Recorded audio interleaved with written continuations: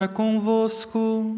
Ele está no meio de nós. Proclamação do Evangelho de Jesus Cristo, segundo São Mateus. Glória a vós, Senhor. Naquele tempo, disse Jesus aos seus discípulos: Não penseis que vim abolir a lei e os profetas. Não vim para abolir, mas para dar-lhes pleno cumprimento. Em verdade vos digo, antes que o céu e a terra deixem de existir, nenhuma só letra ou vírgula serão tiradas na lei, sem que tudo se cumpra. Portanto, quem desobedecer a um só destes mandamentos, por menor que seja, e ensinar aos outros a fazerem o mesmo, será considerado menor no reino dos céus. Porém, quem os praticar e ensinar, será considerado grande no reino dos céus. Palavra da salvação. Glória a vós, Senhor. A saga do Antigo Testamento perpassa por um Deus que escolhe um povo para ser seu. Este povo é o povo de Israel, o povo eleito ao qual o Deus escolheu e entregou a Abraão como descendência. Você será responsável por guiar esse povo e para que assim o povo possa saber quem sou eu. Sou aquele que sou. Porque o nome de Deus no Antigo Testamento é impronunciável, é o tetragrama. E Deus então se manifesta com aquele povo que ele escolheu para ser seu. É belo perceber que Deus poderia ter escolhido qualquer outro povo, mas chamou aquele povo para seguir os seus preceitos. E a nossa vida é cercada de escolhas também. Assim como nós somos escolhidos e fomos escolhidos por Deus, nós devemos também escolhê-lo como o primeiro lugar na nossa vida. O problema que só muda de endereço e personagem é que o povo, assim como nós, desviamos os olhares daquele que nos chamou por primeiro. E assim, um povo sem lei é um povo sem nada. Se nós não respeitarmos as leis, e elas estão aí para serem respeitadas, nós estaremos num manicômio a céu aberto, onde cada um faz só aquilo que quer, do jeito que pensa, e que os outros se lasquem para lá. E, infelizmente, é o que nós vimos por aí na sociedade. Até essa vírgula a lei vale para mim, na próxima vírgula não vale mais. A palavra de Deus vale para mim até esse capítulo, depois eu não quero ouvir, porque ela me incomoda, né? Ela joga na minha cara a minha incoerência. E aí nós nos tornamos pessoas que só acolhem aquilo que nos agrada.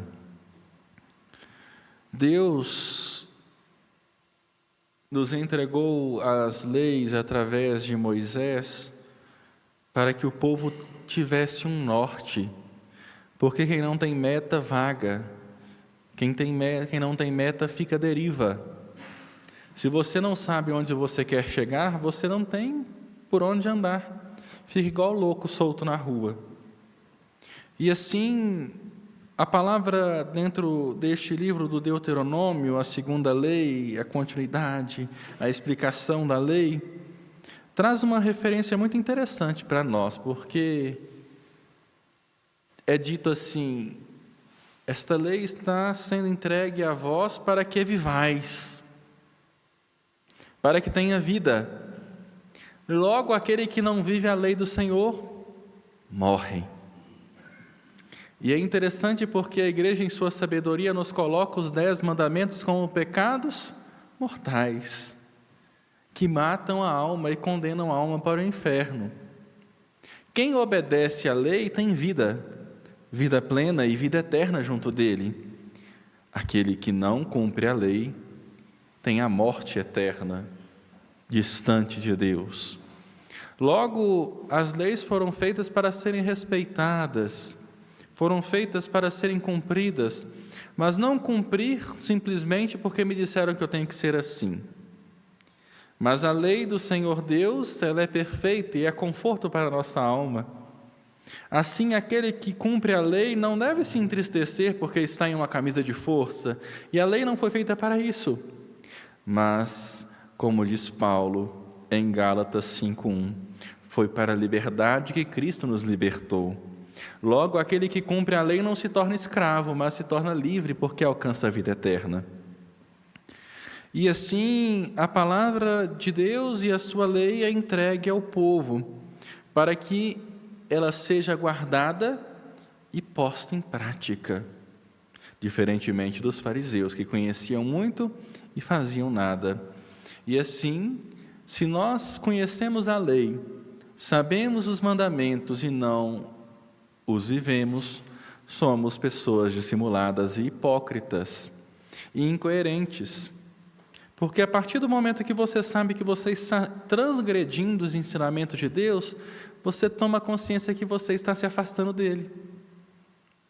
E é uma escolha.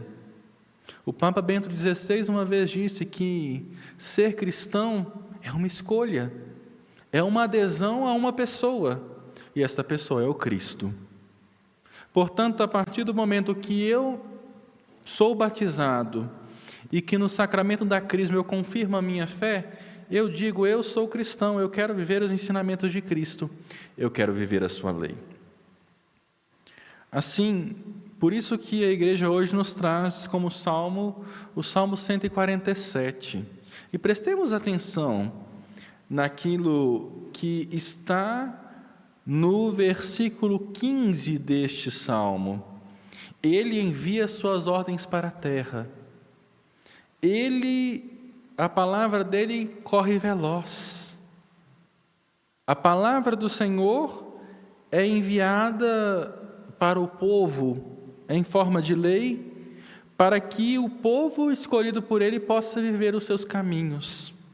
Assim, o salmo de hoje nos faz meditar quantas vezes nós transgredimos a lei de Deus. E olhem como esse salmo se encerra no versículo 20.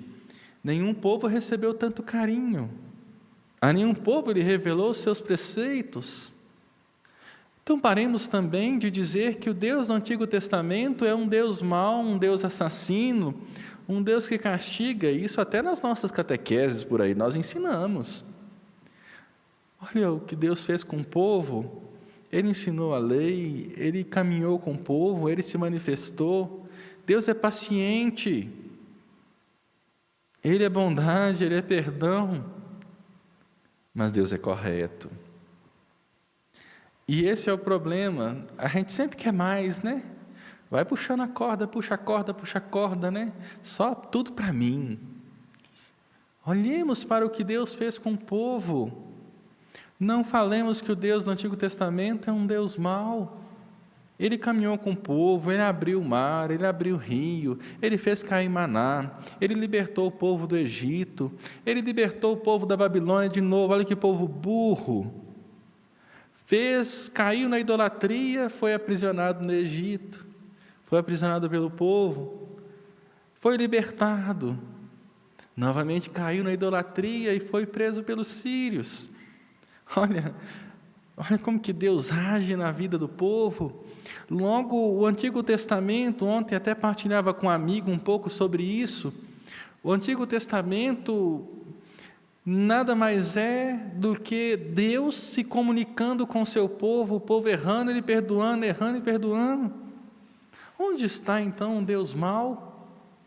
Não, Deus sempre agiu com misericórdia para o seu povo. Deus sempre se fez presente. Era o povo que estava tão cheio de si que não conseguia enxergar a Deus, como muitas pessoas por aí são totalmente autossuficientes, só olham para o próprio umbigo, só pensam em si, e quando o bicho pega, aí lembra de Deus. Ainda bem que Deus não olha para a gente só no momento que o bicho pega, né? Porque senão o bicho ia pegar todo dia. Como minha mãe brincava, o homem do saco preto ia passar todo dia a papar a gente, né? Assim, o evangelho de hoje, tirado do capítulo 5 de São Mateus, Jesus começa o seu discurso e mostra para aquele povo: olha, não penseis que eu vim abolir a lei e os profetas. Não penseis. Se vocês estão pensando isso aí, muda de cabeça, porque eu não vim para fazer isso. Ele foi claro: não penseis. Se você pensa, o problema é seu. Eu não vim para abolir a lei e os profetas, mas dar pleno cumprimento àquilo que está escrito na lei. Logo depois, se quiserem, podem continuar o Evangelho nesse 5º capítulo e perceberem o que Jesus fala com os discípulos. Olha, a lei diz isso sobre o adultério. Eu, porém, vos digo, só de vocês olharem e desejarem a mulher do outro, já estarão descumprindo a lei. Só de vocês falarem mal do outro, vocês já estão cometendo o pecado de matar.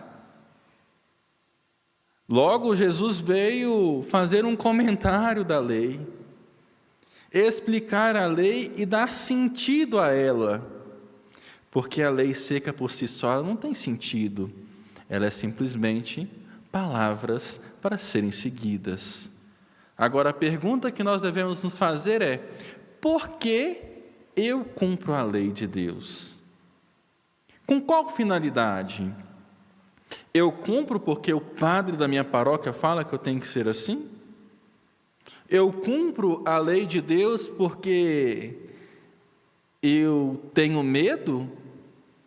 Eu cumpro a lei de Deus porque meu amigo falou que se eu não cumprir eu vou para o inferno? E tem muita gente aí condenando tanta gente para o inferno, né? Daqui a pouco encontra com os amigos lá embaixo, vai falar: ó, que engraçado, somos vizinhos.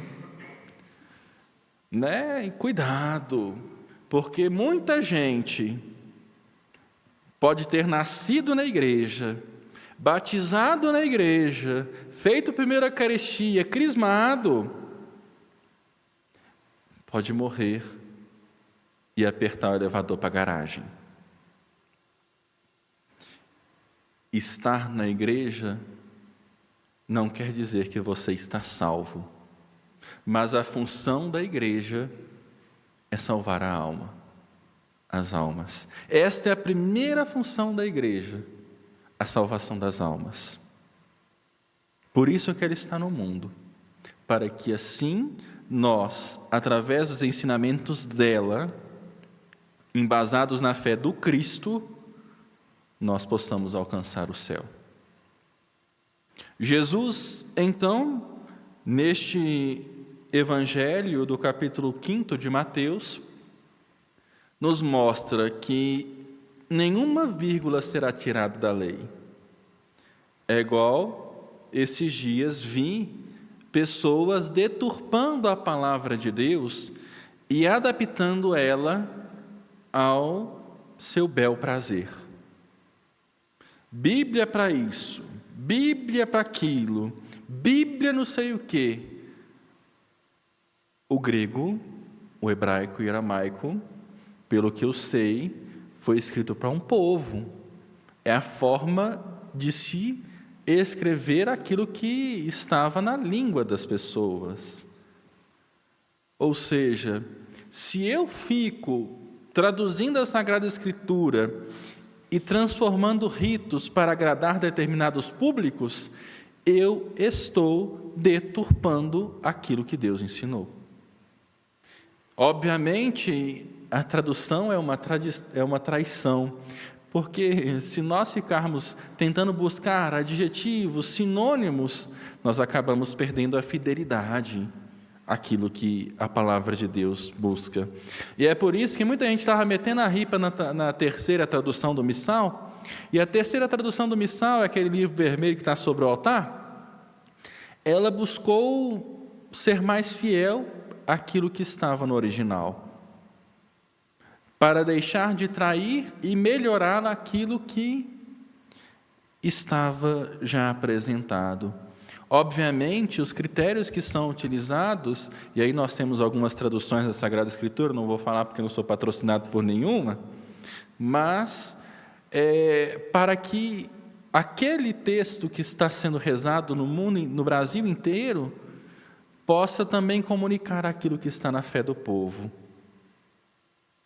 Então, a palavra de Deus ela não pode ser mexida demais, porque senão ela perde a essência. E aí, na tradução que nós buscamos a essência.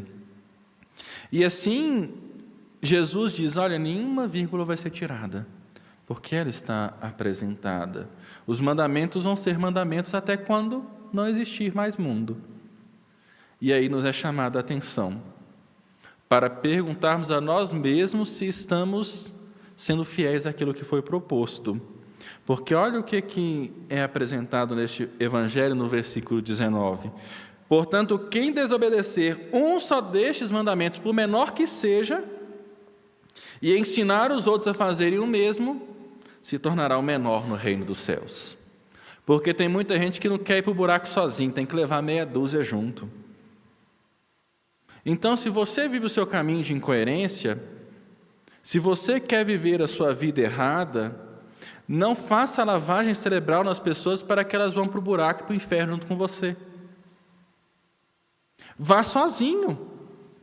Galinha acompanha pato, mas afogado. Se você quer viver uma vida errada, tome consciência que isso é sua escolha. Não leve os outros para o buraco, não. Faça a sua escolha.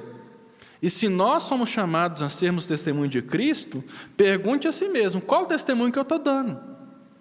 Porque de que adianta falar bonito, pregar bonito, vestir bonito, e na verdade eu sou um ator, porque não vivo metade daquilo que eu sou convidado a viver. E assim, também, olharmos para as nossas incoerências e pedirmos a Deus a graça da conversão. Por isso está aí o tempo da Quaresma. Por fim, também é dito, aquele que praticar e ensinar, ou seja, o cristão não é só chamado a conhecer, a praticar, ele deve testemunhar, porque uma lâmpada não foi feita, uma vela não foi feita para ficar debaixo da mesa. Você é chamado a ser luz e ser anunciador daquilo que você vive através do seu testemunho. Assim, nós não somos convidados somente a viver na prática, mas de levar à prática também aqueles que não a conhecem. E aí sim, seremos considerados grandes no reino dos céus. E essa é a nossa saga, de tentar viver os mandamentos, de tentar não ser pedra de tropeço para os outros, e de pelo menos ser um testemunho aqui na terra enquanto aqui estamos. Louvado seja nosso Senhor Jesus Cristo. Para sempre seja louvado.